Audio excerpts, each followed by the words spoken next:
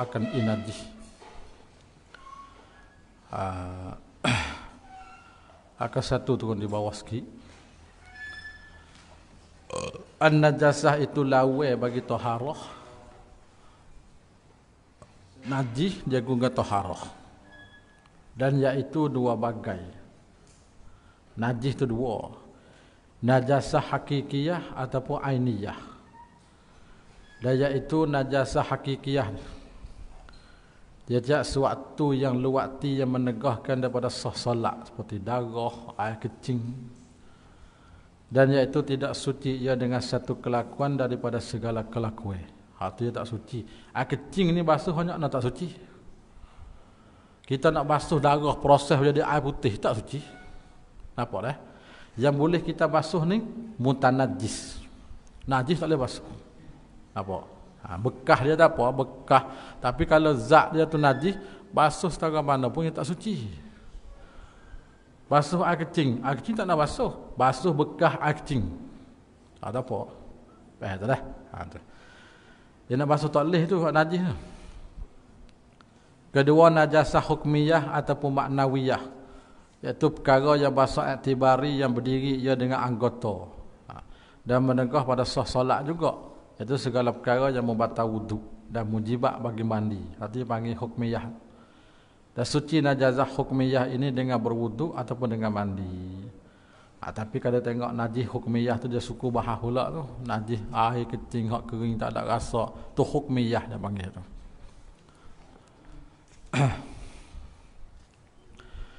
Dan segala yang cair yang keluar daripada dua jalan. Najis ia khabar tu, segala tu mubtada. Benda cair hak tubik daripada kubur dan dubuh hukum najis, melainkannya mandi anak Adam dan mani segala binatang yang lain daripada anjing dan babi dan barang yang beranak daripada keduanya. Sebab tu telur binatang yang ibu tak boleh kita makan, telur boleh makan selama tidak racun. Telur kura, telur penyung boleh kita makan. Tapi kalau telur ular racun tak boleh. Pasal apa? Pasal dia racun. Bukan bak najis tu, bak racun. Sebab telur tu dia jadi daripada air mani. Ataupun salah satu daripada keduanya dengan binatang yang suci. Dengan binatang yang suci.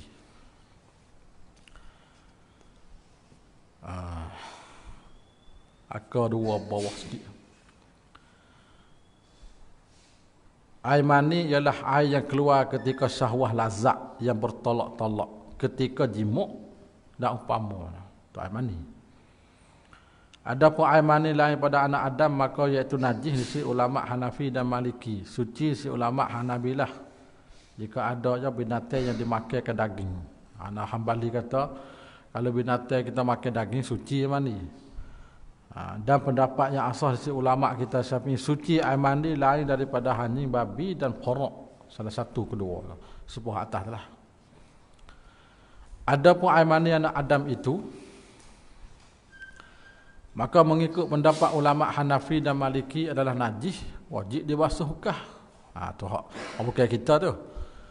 Mereka ulama Hanafi berkata wajib membasuh yang basahnya juga. Hak kering tak nak basuh. Maka apabila kering atas kain memadai padanya oleh menggosokkan. Menggosok tu mana kita kutih. Kutih soyak. Kau datu ya. Ulama Maliki pula mereka itlak hukum dengan najis mandi itu. Mana mutlakon tu mana itlak. Kalau kira makna binatang makan tak kira. Walaupun daripada binatang yang harus dimakan daging. Najis betul lah. Tu Maliki. Sebagai ambil tahu sikit sebanyak mazhab orang lain lah. Kerana istighzar mana lewati dan istihalah mana berubah daripada pasak kepada pasak. Dan kerana asal itu darah, air mandi itu asal dia darah tu. Turun bawah tengok mazhab kita. Berkata ulama Syafi'iyah di atasnya Azhar dan ulama Hanabilah air mani itu suci ia dari sunat membasuhkannya ataupun menggosokkan dia. Tu hak ala mazhab kita lah.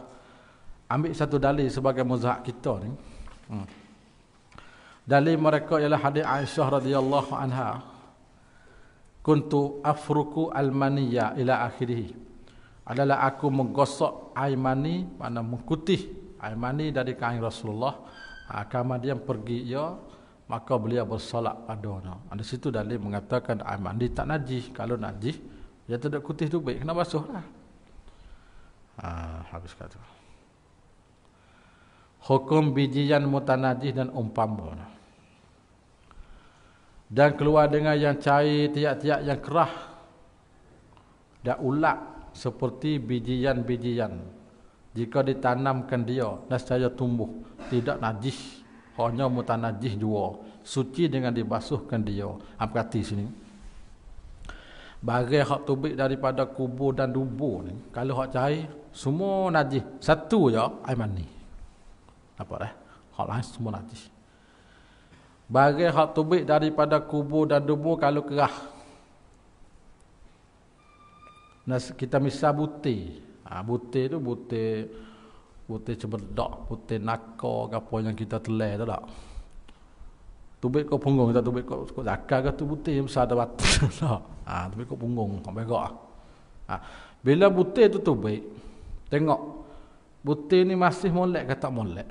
Maksud molek ni kalau kita tanam tumbuh, maka butir sana hukumnya bukan najis, mutanajis. Makna kalau kita basuh, rebus boleh pakai.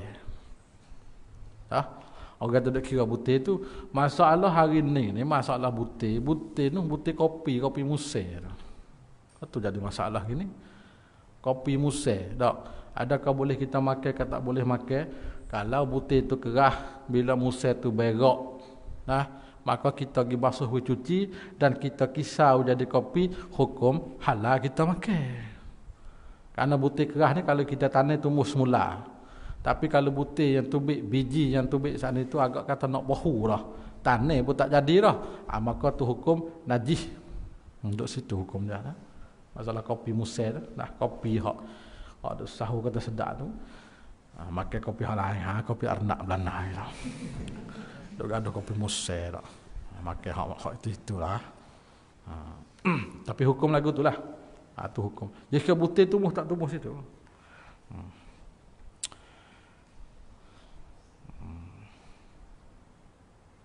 Bawah tu kita nak ibarat sedak tu lebih kurang atas lebih kurang atas. Dan keluar dengan bagai yang keluar daripada dua jalan, yang keluar tu fa'i tu, yang keluar daripada segala lubang hak lain. Maka iaitu suci sekaliannya. Tubik kau telinga, suci dah. Tubik kau mulut, tak apa. Talih kubur dan dubur. Malaikat mutah, tapi mutah dalih ni. Dan air yang keluar daripada mulut orang tidur, kita dak panggil alir basi. Najis tu. Mutah najis, alir basi najis. Yang keluar daripada maidah, mari dalam kisah makan ni, daripada kapok ahan kita hak dalam. Diketahuikan dia dengan busuk bau dan kuning warna. Maka itu najis, itu najisnya. Najis ya. Mutah ni dia kira hak mari dalam, kalau mutah lekat dia tekak ni tak apa lagi tu. Ada lekat ke tekak mutah tubik tak apa. Aku satu kita taklid bawah sikit mutah. Mutah iaitu bagai yang keluar ia daripada makan ni atau minuman, kemudian daripada masuk ke dalam rongga sampai ia kepada maidah atau mutah. Adapun kalau kita telai tak sampai dalam perut, jeluak tubik tu bukan mutah. Mutah ni sudah sampai dalam, keluar semula. Jadi syarat mutah ni kena wisapa di maidah dulu, baru dikatakan mutah. Dan jikalau belum lagi tetap dalam maidah, dia masuk pak sekejap, lepas tubik selalu.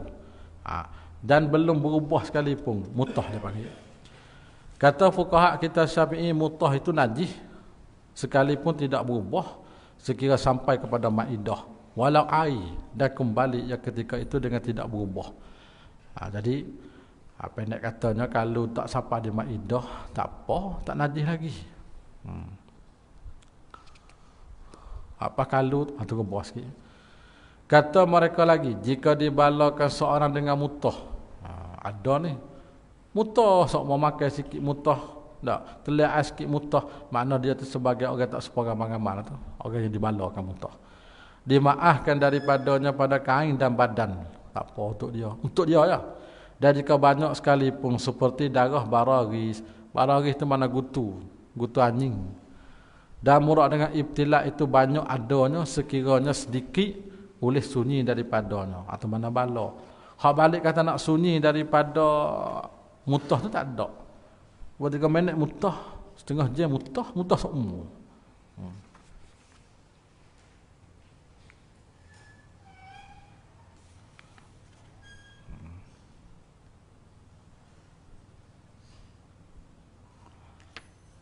Turun bawah sikit muka di sana. Adapun aliyu basi. Kita panggil liu basi, ni mau nak panggil liu gapo lagi. Bagai basi dia busuk. Ataupun aliyu orang tidur itu, maka kata Syekh Daud dalam kitab Buriyah, mas'alatun. Ini kita ambil ibarat Syekh Daud ni mari kita sini sebagai marajik.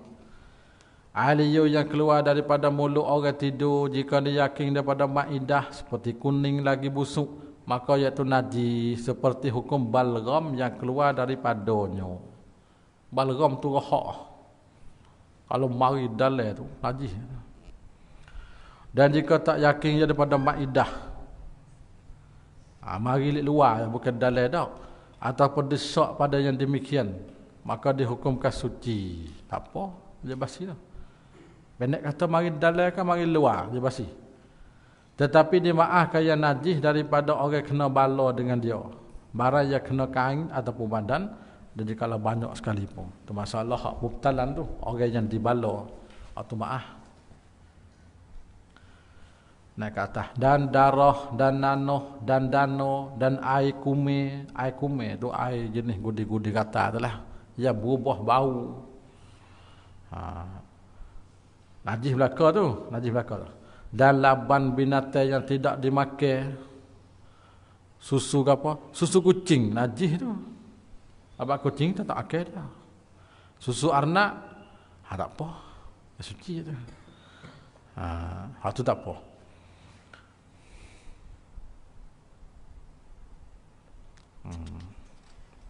Akal satu turun bawah, ni muka ni.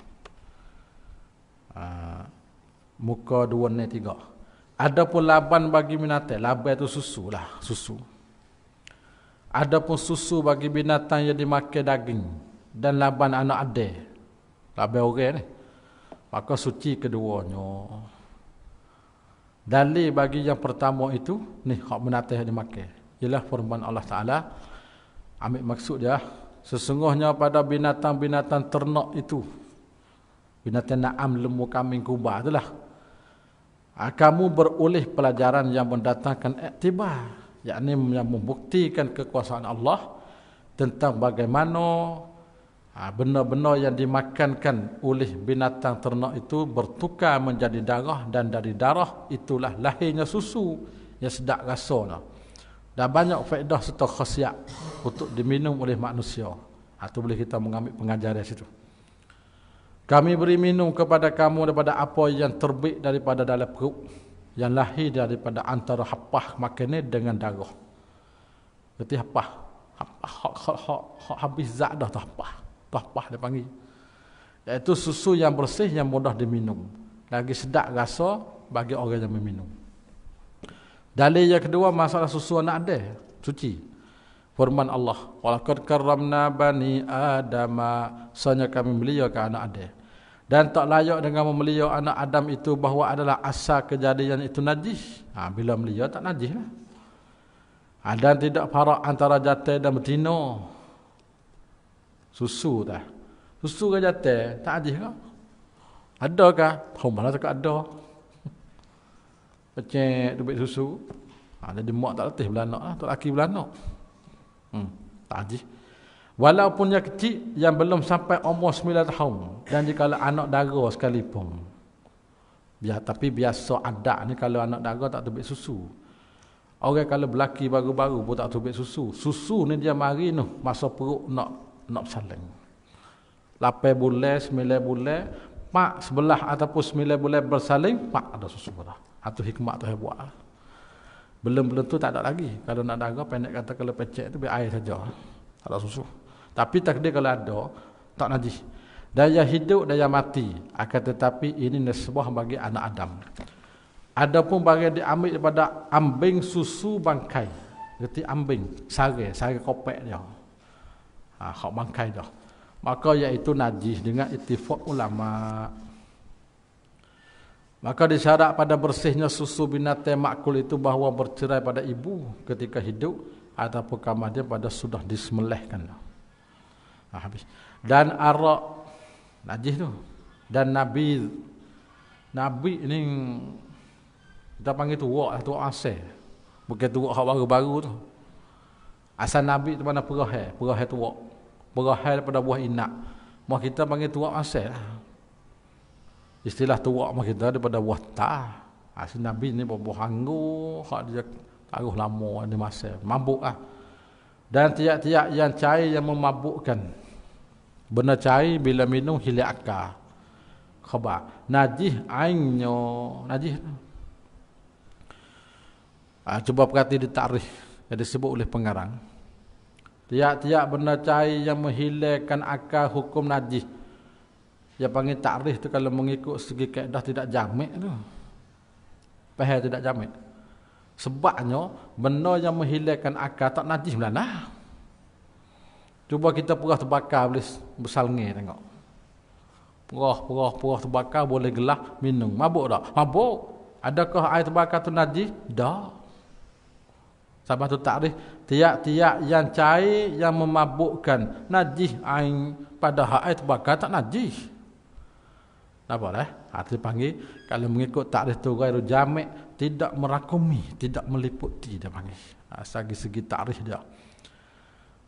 Mana kita nak kata air terbakar tu najis masa dia takrif ni tak asal suku. Bersalah yang beku seperti buah kecubung dan umpama. Kata kilah ganja tak najis. Najis tak najis, harai syak tu suku. Suku tu bak lain. Supaya air ketong lah. Najis ke? Tak. Pikul semaya tak apa. Tapi segi minum, suku. Tidak najis. Kita bahas bak najis bukan bak harai. Bukan bak minum yang harai kat sini. Bak najis. Habis kata.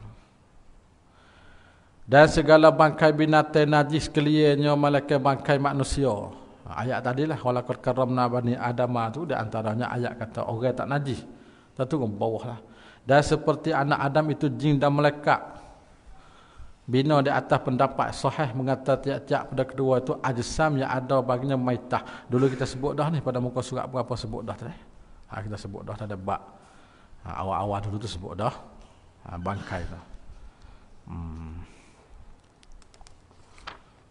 Dan ikan dan belalai tak najis tu. Bangkai ikan, bangkai belalai boleh dimakan. Ada masalah pola tu. Kalau ikan besar tak apa. Kalau belalai tu besar tak apa. Tak kena sembelih, papuh boleh makan. Disebut dalam kitab fiqh Islami. Para fuqaha berittifaq di atas sucinya bangkai ikan dan belalang. Dan di atas sucinya juga maitah anak Adam. Walaupun kafir. Orang kafir suci. Malaikat ulama Hanafi mereka berkata dengan najisnya kafir. Ulama Hanafi kata orang kafir tubuh dia najis kena apa? Hak jumhur kata tak. Dalil menunjuk atas suci bangkai ikan dan belalai ialah hadis yang selalu kita dengar. Hadis Abdullah ibn Umar bahawa Rasulullah bersabda, "Uhillat dana maitatani ila akhirih." Dihalal bagi kami dua bangkai dan dua darah. Adapun dua bangkai itu ialah ikan dan belalai, dan dua darah itu ialah hati dan limpa. Limpa tu kakah dalai. Limpa dengan hati jatuh kakah dalai tu boleh. Tak. Tak najis. Padahal darah tu darah. Dan anjing najis. Ini muzahak kita ni. Muzahak demo halang. Dan babi najis keduanya. Dan bagai beranak daripada keduanya. Ataupun daripada salah satu daripada keduanya. Dengan binatang yang suci. Tengok akar dua dulu. Kata ulama kita Syafi'iyah, anjing dan babi dan yang terjadi daripada keduanya dan peluhnya itu najis dan wajib dibasuhkan bagai yang ternajis daripadanya itu 7 kali. Ini kena basuh 7 kali dengan air tanah lah. Salah satunya dengan air tanah. Karena hadis Abi Hurairah daripada Rasulullah bersabda, bersih bijana seorang kamu itu apabila menjilat padanya oleh anjing, bahawa membasuh 7 kali. Salah satu dengan air tanah. Jadi nak tak ada awal, ada akhir, di tengah, ikutlah. Yang penting 1 kali air yang campur tanah. Campur seluk tak apa juga. Dan kerana bahawa apabila sabit najis mulutnya dengan nas hadis tersebut, bila jilat najis dan mulut itu sebersih-bersih anggota, anjing ni cuci mulut dia jilat semua. Dia tak sebagai lain. Kerana banyak menjilat padanya, maka yang baki tubuhnya itu lebih aula dengan najis. Mulut pun najis dah, hak lain tak ada kena kecil dah. Kalau babi itu padai dah, kita nampak kotor sangat. Anjing itu cuci zuhir, tapi hukum najis. Situ.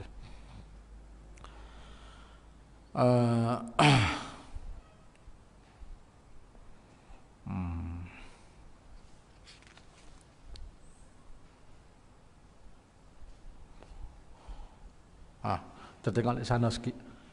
Muka 208. Hukum peranakan di antara manusia dan anjing ataupun babi. Kacuh di antara orang dan binatang mulazah lagu mana. Kata Syekh Daud Fatani, sebagai marajik je kita ambil kitab ulama kita. Hasil yang muktamad apabila beranak antara manusia dan anjing ataupun babi, sama ada manusia itu laki-laki ataupun perempuan, maka jika ada anak itu atas lain pada rupa manusia, maka iaitu najis ain ni dengan ittifaq. Orang beramak dengan anjing, anak tubik jadi anjing, najis ittifaq. Nampak tak lah?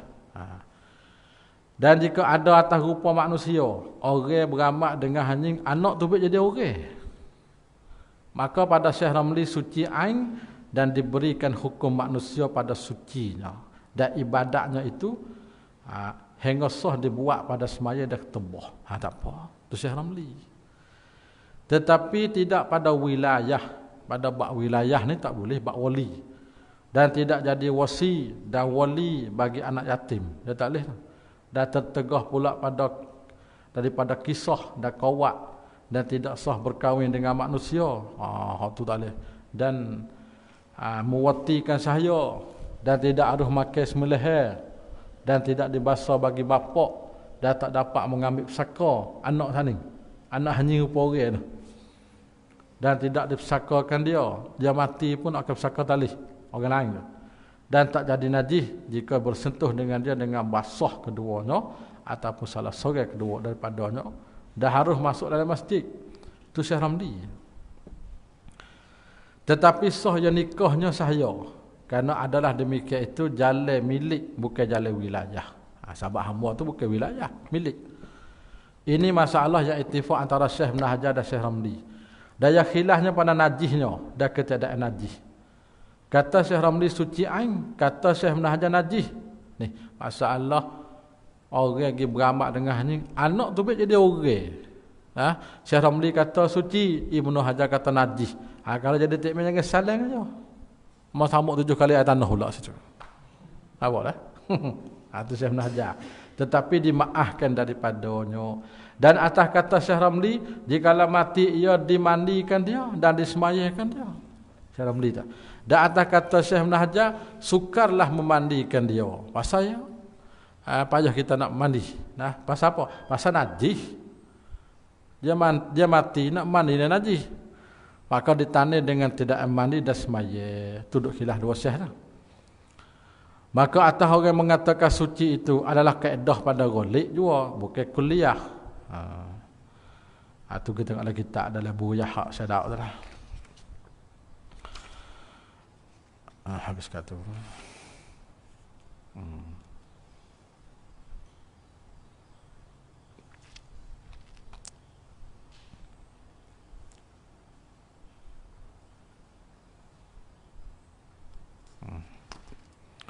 Di sana. Dan tidak dimaafkan daripada segala ain najis melainkan sedikit daripada darah. Kalau sikit tak apa, banyak tak boleh. Dan nanah dan dano. Kalau sikit tak apa. Dan darah bararis dan tahi lalak dan bangkai yang tidak baginya darah yang mengalir apabila gugur ia pada sewaktu yang cair ataupun air yang sedikit. Maknanya termasuk di bawah kata sedikit, dimaafkan. Satu, darah itu jika binatang yang tidak mengalir darah, seperti pijak, kena ada pijak. Nak orang tak payah kata pijak ni benar kata-kata kita. Pirah suku, pirah lautai pijak tak lembat. Gutu apa mana. Jadi kalau sekadar kata darah dalam benda kecil-kecil tu, dimaafkan sedikit daripadanya pada pakaian, badan, kerana kesukaran memeliharakannya. Akan tetapi jika binatang mengalir darah selain pada anjing dan babi, maka padanya 3 pendapat. Satu, dimaafkan sedikit, iaitu pendapat Imam Syafi'i dari kitab 2, tidak dimaafkan sedikit dan banyak, tak boleh belaka. 3, dimaafkan dah kurang dari tapak tangan. Kalau tapak tangan besar dah, halus sikit. Tidak dimaafkan yang lebih daripada. Habis kata.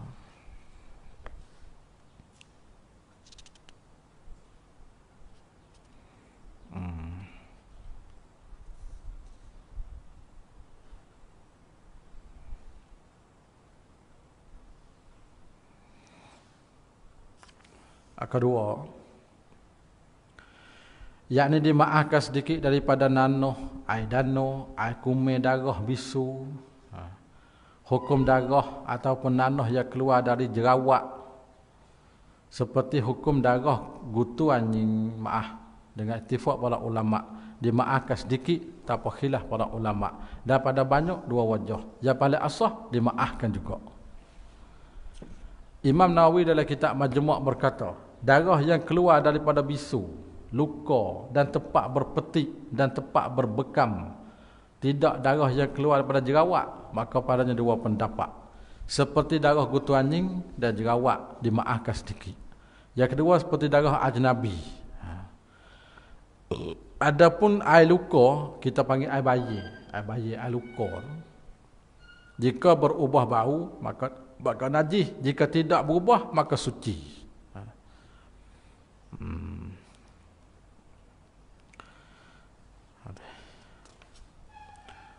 Di sana. Dan tinggal lagi daripada perkara yang dimaafkan dia tersebut dalam kitab panjang-panjang. Banyak lagi lah pembahasan kitab panjang-panjang. Nota kaki tu comel-comel. Nanti kita baca insya-Allah kagelah tu. Panjang sangat. Nanti kita baca. Masalah penting-penting tu. Kat bawah tu. Dalam 10 muka surat lah. Setakat tu dululah. Qauluhu, dan tinggal lagi pada perkara dimaafkan dia tersebut kitab panjang-panjang. Wallahu a'lam. Bismillahirrahmanirrahim. Allahumma iftah lana fathul arifina wa qulubana waj'al a'malana khalisatan liwajhikal karim. Wa sallallahu ala sayyidina Muhammadin walhamdulillahi rabbil alamin. La ilaha illallah.